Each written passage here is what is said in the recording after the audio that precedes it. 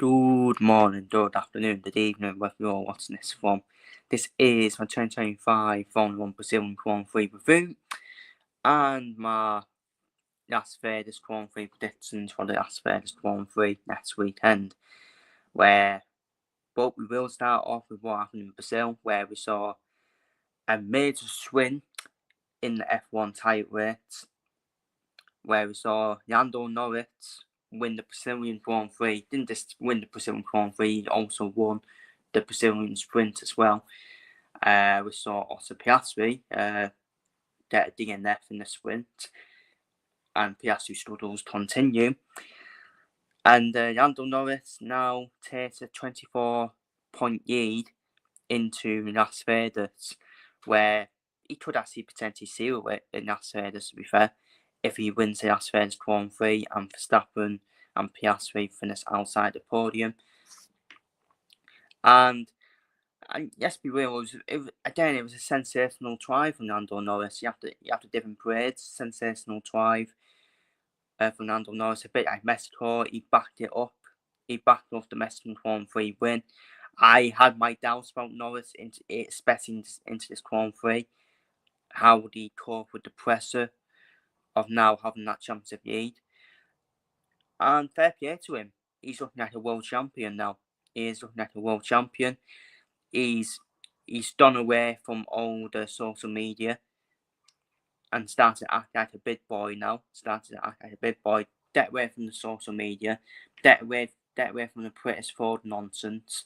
And that's all he needed to do, didn't he? That's all he needed to do.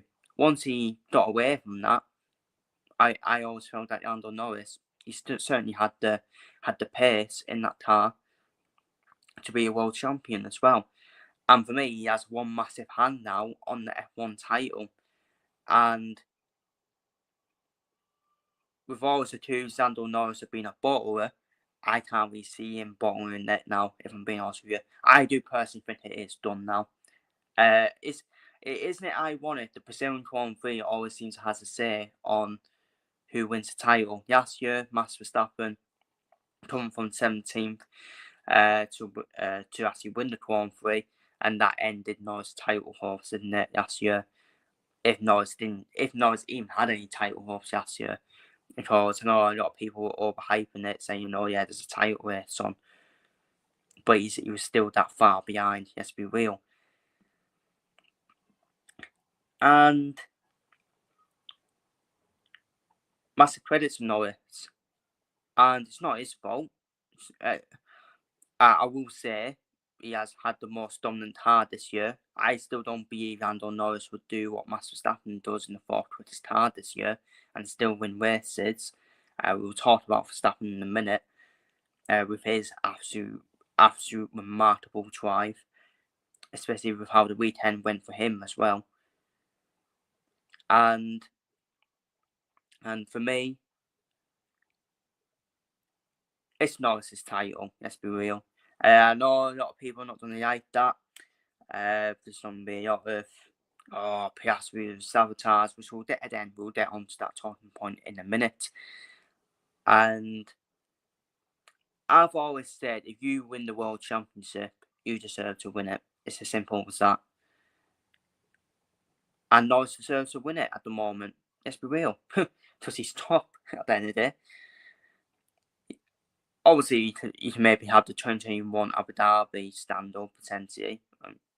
But again, both of them drivers, Hamilton and Verstappen, deserved to win it that year. Let's be real. So we couldn't argue whoever did win it. And yeah, Lando Norris again was just comfortable again at the Brazilian Grand Prix. There was that danger of Max Verstappen potentially, wasn't there, when he was making his way off the grid. But I still think Norris probably would have won the Grand Prix and got past Verstappen. We'll get onto Verstappen then. We will get onto Max Verstappen. We'll talk about more. We'll talk more about Lando Norris towards to one in the stream in the video. So we start the pit lane. Checkered flag on the podium. Driver Max Verstappen. Fourth quickest car on the grid this season. I'll keep repeating that to people to annoy them. Don't forget, Max Verstappen suffered a puncture after the safety car restart when we saw that Piastri Anthony Leclerc incident. Again, we'll talk about that later on. And for me, was drive of the day without a doubt, Max Verstappen. No one else could do that, in my opinion. No one else could do that. I think it was very clever of Max Verstappen to start on the hard compound tyres straight away. Just get rid of the hard straight away. Once that happened, then he went on to the mediums. Making himself way off the grid. And we were all thinking, he can't do it again, can he?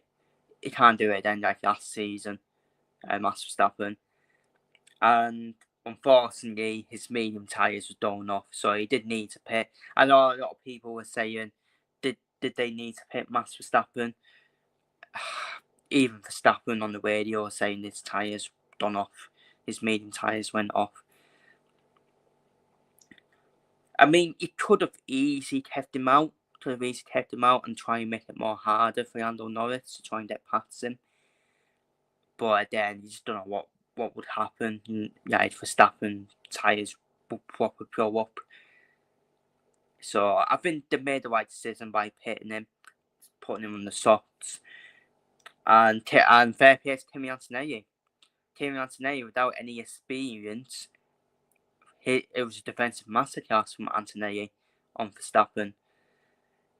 I think Verstappen, when he did pit Verstappen, I think it was always to try and catch Lando Norris. It's all about can he get second place, wasn't it? But yeah, defensive masterclass Antonelli. Fair play to Antonelli for that defensive masterclass on Max Verstappen. Making it tough for Verstappen. And if they would have probably pitted Verstappen at maybe a couple of laps earlier, I think he would have got Antonelli, personally. But but maybe. And it's still a remarkable try from Max Verstappen from the pit lane to finish on the podium is absolutely remarkable. Unfortunately for Verstappen, he's not going to retain his title now. I think that has all but ended his hopes of retaining the title. I think the only man who can stop Norris now is Piastri if he can get his act together for the last 3 remaining races. But yeah, the thing with Verstappen's title hopes, it was always going to be a massive act, wasn't it? Always going to be a massive act. He did it good though. And fair play to Verstappen at the end of the race. He was praising his team as well, saying at least we gave it a door. At least we gave it a door as well. And it would have been some comeback as well if he did win the title, but it would have been some bottle job from McLaren as well. So it's all about ending the season strong now for Max Verstappen and maybe come back next year to try and win his title back.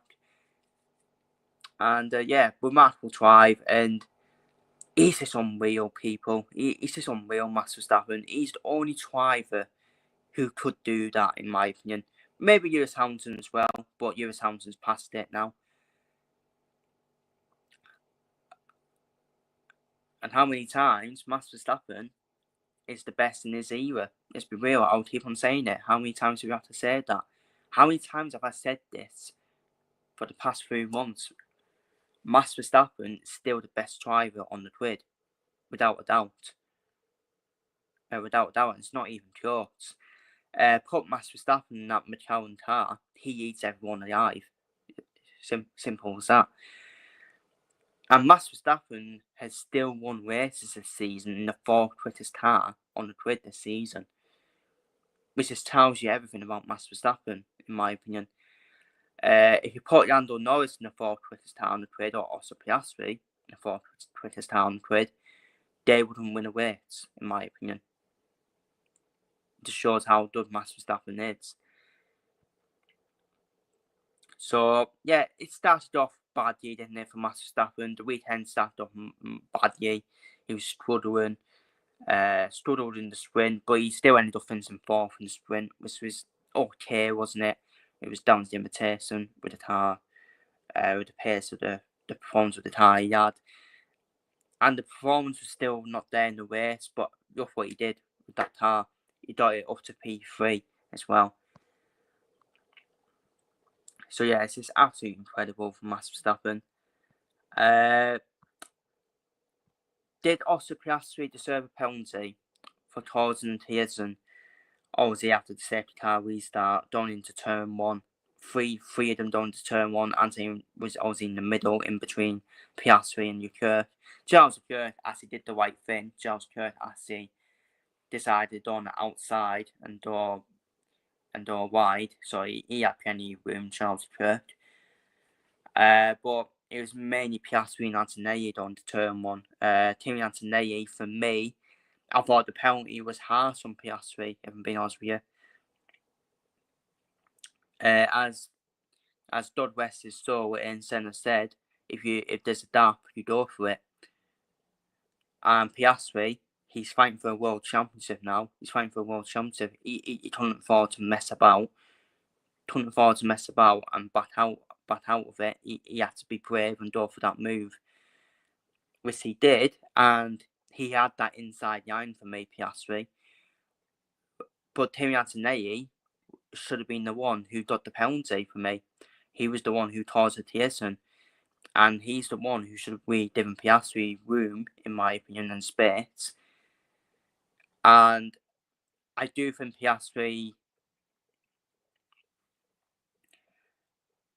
Antonelli did the right thing by staying in between the two of them, but he should be given room, in my opinion, to Piastri, in my opinion. And obviously, Kimi Antonelli, that caused a Thiessen. Antonelli went into Charles Leclerc. Charles Leclerc's tyre went off, came off. So Charles Leclerc, that was the end of his race as well. And it was just another disaster race for Ferrari, both suffering a DNF. Which we will talk about Ferrari in a minute, especially with the chairman's comments as well. And but for me, Piastri, he didn't deserve a penalty for me. Would it made a difference though? I think Piastri would have probably got second without that penalty. But then Anthony was driving well, wasn't he? So maybe I don't think Piastri probably would have got second. So, but yeah, then it was a unfortunately it was just another disaster weekend for Piastri, who was 1 point behind Lando Norris down into Brazilian 1-3, and now all of a sudden he's 24 points behind after what happened after suffering DNF in the sprint, which was a rookie mistake from Piastri, in my opinion. Yeah, to go on the curve, and the course has done a torso spin. So that's Piastri's fault for that. And in the race, I just don't get it at all. I really just do not get it. But I just do not get it at all why, how he's so far behind Lando Norris in terms of the car, in terms of the performance and the pace. Honestly, it is baffling. And it does need to be questioned, I'm afraid. It does need to be questioned because there's no way Piastri has struggled to drive, in my opinion. And finally, the Ferrari chairman, El Khan, criticised Charles Leclerc and Lewis Hamilton. And rightly so. Maybe not rightly so for this race, but rightly so for this season, in my opinion. When you look at that lineup on paper, wow, what a lineup.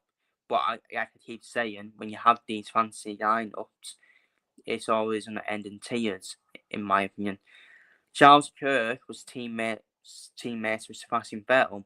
That ended up in tears, didn't it? Sebastian Vettel ended up throwing his toys out of the pram, and even and rightly so. Fernando Alonso was at Ferrari as well. Didn't work. We had a Kimi Raikkonen and Sebastian Vettel partnership. Didn't work. Because both of them want to be number one driver.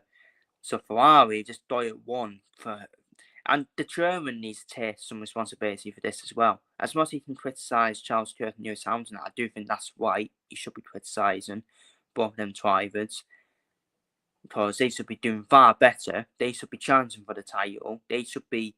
2022 was the greatest bottle drop from Ferrari, in my opinion. Ferrari should have won that both titles that year. They were the quickest car on the grid. Simple as that.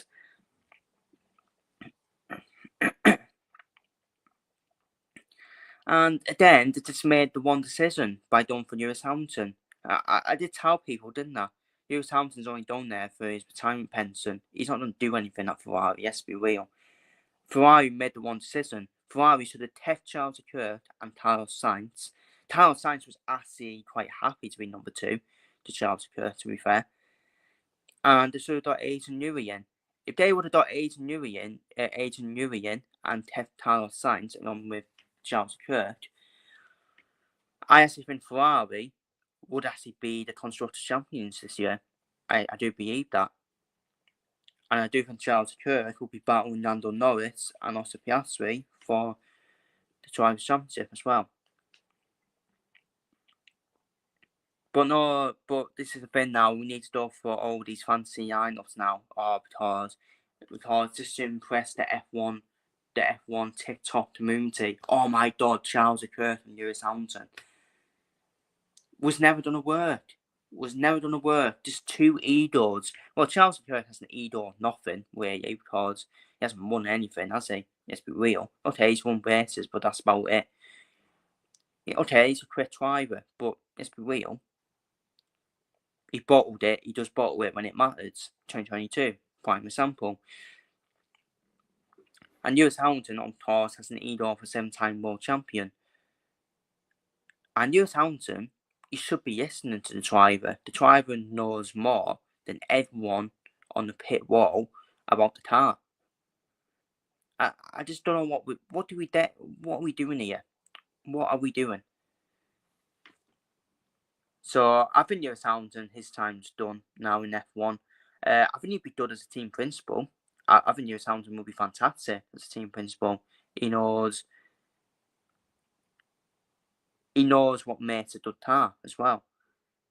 As much as I don't rate Lewis Hamilton's achievements, because I do think he has had the car for most of them title wins. At the end of the day, he does know what he's talking about when it comes about making a good car. So yeah, I did tell people it's going to end in tears, and to be fair, I can probably see El Khan getting rid of Lewis Hamilton at the end of this year. It wouldn't shock me. Wouldn't shock me at all. But I think, if I'm being honest with you, what Ferrari should have done, if Ferrari weren't going to keep Carlos Sainz, then they should have probably got Esteban Ocon to be a teammate for Charles Leclerc.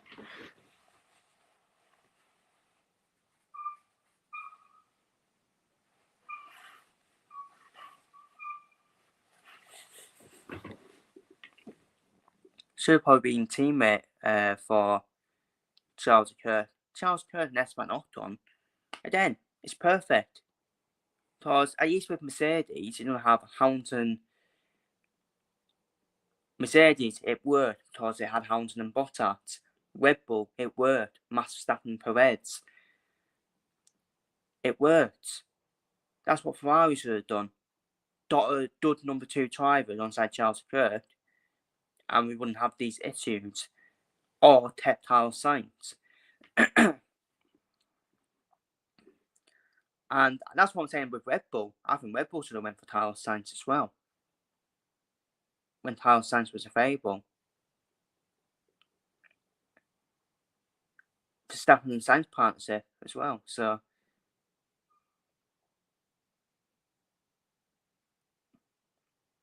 but yeah, for me, that's what I think on that. What else do we need to talk about? Mercedes, surprisingly, did well, didn't they? Well, they've done well in Brazil in the past. Mercedes, haven't they? With Antonelli and Russell. Russell has won this Grand Prix. Was it in 2022? I think it was. But then it's not like it was hot conditions, was it? Brazil. It was more quite cool, mild conditions at Brazil. Obviously, still warm mist, wasn't it? Because it is Brazil at the end of the day. We didn't have any rain, did we, in Brazil?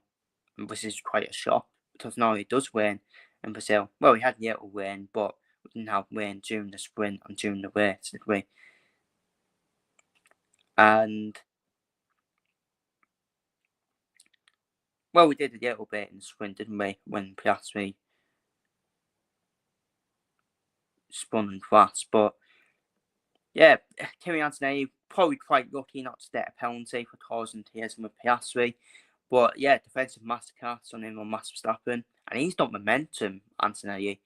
He has got momentum down to Las Vegas, and we all know Las Vegas does suit Mercedes as well.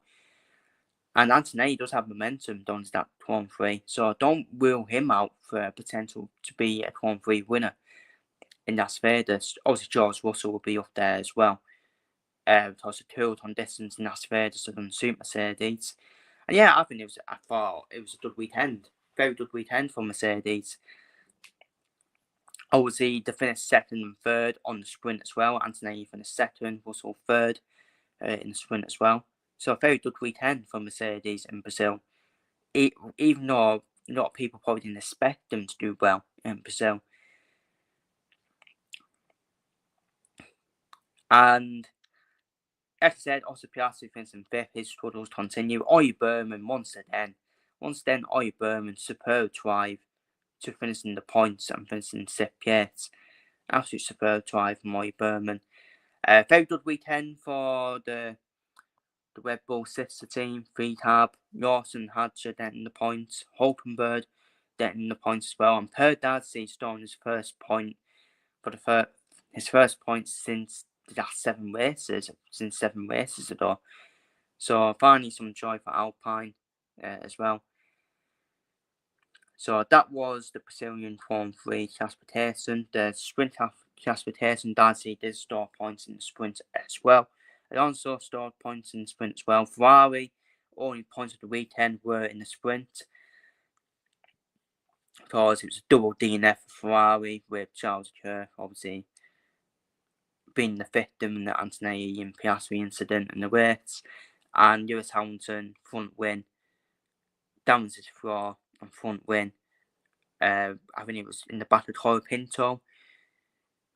And I just don't know why they kept Lewis Hamilton out for the rest of the race. What was even the point? You may as well just retire him straight away from the race. But no, Ferrari just decided to, keep him out for the rest of the race when it was just pointless. He's not going to do anything with a damaged floor, is he? Let's be real. It's just nonsense, honestly. Absolute nonsense. So, what does it mean for the title race? Norris 390, 24 points clear of Piastri. Verstappen far behind, 49 points. Lando Norris has 1 trophy now. Yes, we will. There's no title race now. The interesting question, how much praise does Norris really deserve after being 34 points behind after the Sanford DNF as well? Was Piastri really sabotaged? Is Piastri really sabotaged by McLaren to get Golden Boy win? To get the Golden Boy with the Lando Norris win? Well, I'm not being funny, it is Lando Norris. It is Lando Norris F1 team. So it's always been that way. And once again, I keep repeating myself, Zak Brown is to blame for why it's ending in tears between Norris and Piastri. For why it's ending in tears. They should never have went for Oscar Piastri to be teammates with Lando Norris. As much as Oscar Piastri is a very good driver, let's be real, he's not forgotten how to drive, let's be real, to drive the car. I do think there has been a sabotage at McLaren. It's like they panicked, haven't they? It's like they panicked after Sanford, after being 34 points behind. It's like they had a secret meeting. Oh my God, we can't let this happen. We can't let this happen. We need to give Norris the best car. We need to give Norris the best car, and we need to and we need to decline the performance of Piastri's car as well. I do think it is sabotage. Honestly, I do. I do believe that. There's no way. Look, I wouldn't mind Piastri keep on finishing second behind Norris. I wouldn't mind that. But for Piastri to finish fifth place and to have the struggles he's been having as well. Come on. I'm sorry, people. Something fishy going on. Something suspicious going on there. I'm not saying Norris has been gifted the title. If Norris wins it, he deserves to win it. Simple as that. But I am not having Oscar Piastri struggles in the most dominant car. Piastri should be finishing second every race behind Norris. At least second behind Norris. Because let's be real.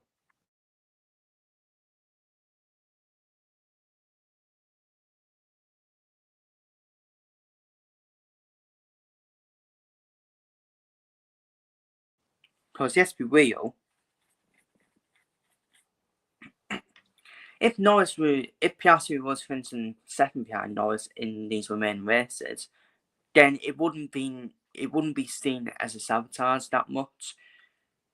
But the fact that he's struggling Piastri, struggling to get on the podium in the most dominant car, I mean, come on.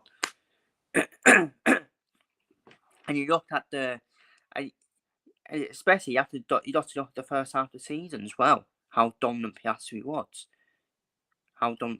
Norris couldn't get near him. Obviously, Norris had the odd win in there in the first half of the season, but most of the wins in the first half of the season came from Piastri. I'm sorry, I think there is sabotage going on. I do think there is sabotage going on. By the way, I am not involving Norris into this. If Norris, like I keep saying, if Norris wins it, he wins it. He deserves it. I'll give him praise for winning it. The only backtrack I'll do on Norris winning it is he's had the most dominant car at the end of the day. He still had the most dominant car, and I'll keep on making this argument. He couldn't do what Max Verstappen does in the fourth quickest car on the grid. He couldn't. Let's be real, he couldn't.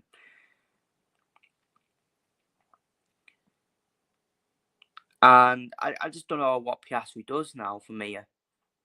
Does he have to get his hands dirty now? Does he get his hands dirty? Well, does he say, well, you've sabotaged me, so you better hope I'm not on the front row with Norris, because for me, I can see Piastri causing the TSM with Norris. I really can.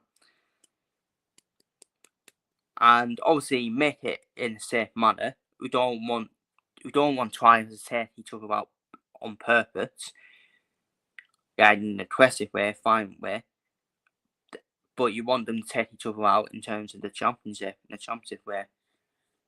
And that's what I want Piastri to do. Alright then. The clubs are off. Get my hands dirty now. Get my hands dirty. I'm done with dirty against Norris. Pause. And towards the theism for him. Yeah, no, honestly, that's what I'll be doing now with Piastri. That's what I'll be doing now. Fuck all of this friendship now.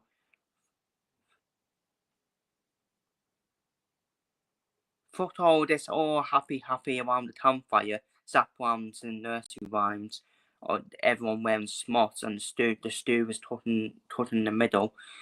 All this happy around, arms around each other, singing nursery rhymes. No, I found Piastri, I'm saying fuck that now. All using happy nursery rhymes, I'm not joining in. I've got a fucking championship to win here. I've got a championship to win. It's a massive ask now, unfortunately, for Piastri. 24 points. And again, I think that will be a remarkable turnaround if he turns that around, Piastri. And unfortunately, Norris only needs to finish second now in the sprint and in the remaining races as well. So it don't really matter if Piastri wins the remaining races now. Because if you think of it, if we do the maths, if it's this a McLaren 1-2, Piastri winning. So you're looking at 7, 14, 21.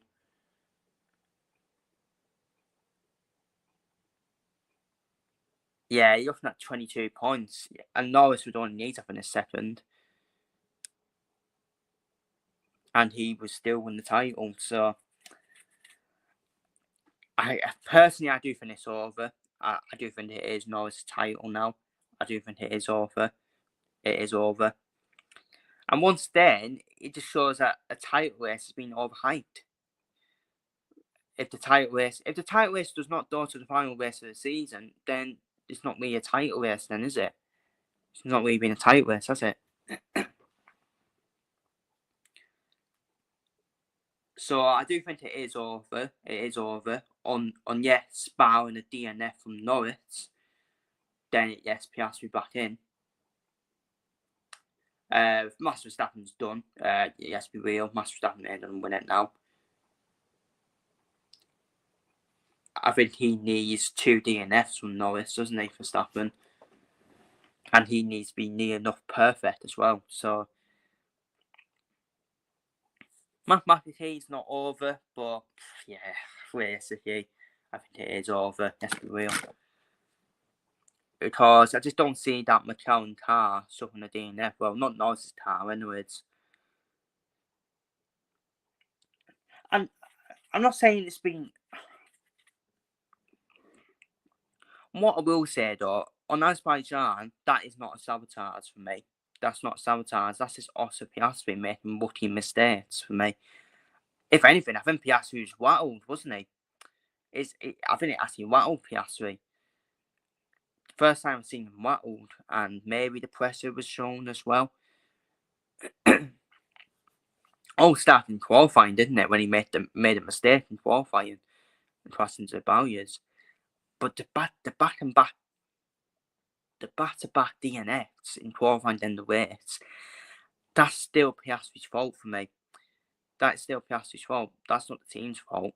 But I still believe in sabotage. Because there's no way Piastri can finish 5th in Brazil when it's a McLaren track as well. And Piastri should at least be finishing 2nd. So I am balancing it up. at the end of the day. So yeah.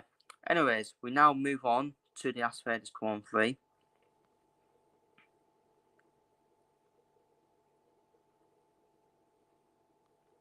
With 1 year under his belt, the Las Vegas Grand Prix is not only under new ground, but it's certainly far from familiar with plenty of surprises to expect. One pit strategy is a key in Las Vegas, but with an average pit time of only 13 seconds under a safety car or virtual safety car, Damburin unaware extra stop may give you the advantage you need to put into the points and maximise the points as well. Opening on the softs or medium to set the pace will get you off to the best start in Vegas. Turn 1 is likely to see some bunting up early in the race, but with a DRS zone and a straight short distance away, you can't afford to use any battles here.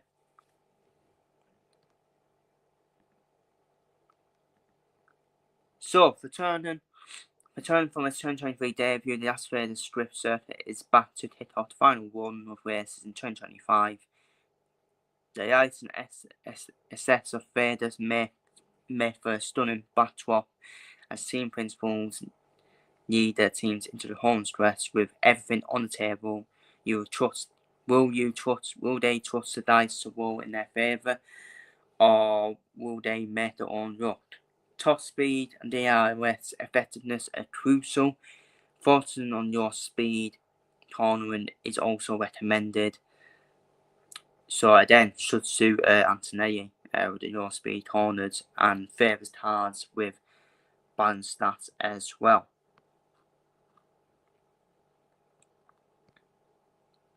So the circuit type is balanced, circuit processiness is medium, circuit M 6.12 kilometers.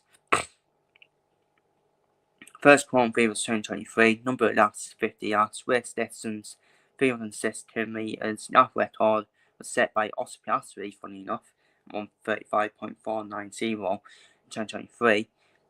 Safety car chance is 0%, so we'll probably see safety car then. Pit in time lost 17 seconds, 17 turns, overtaking opportunities, turns 4 to 5, 13 to 14, and maybe from turn 16 to turn 138, dive 1 potentially on the inside line.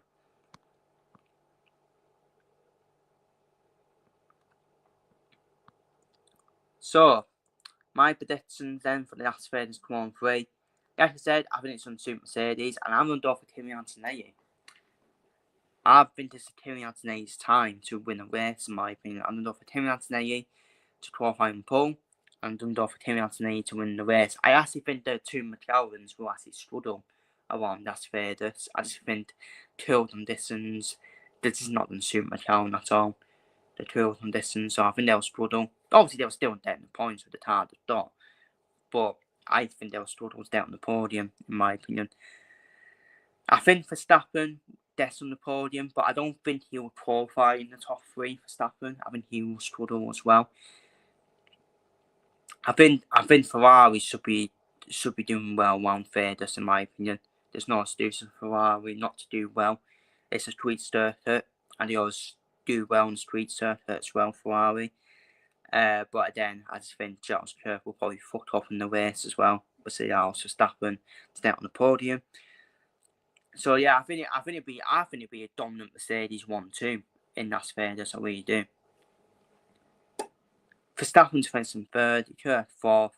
I think it would be Norris fifth, Piastri sixth. I think Piastri struggles just keep on going.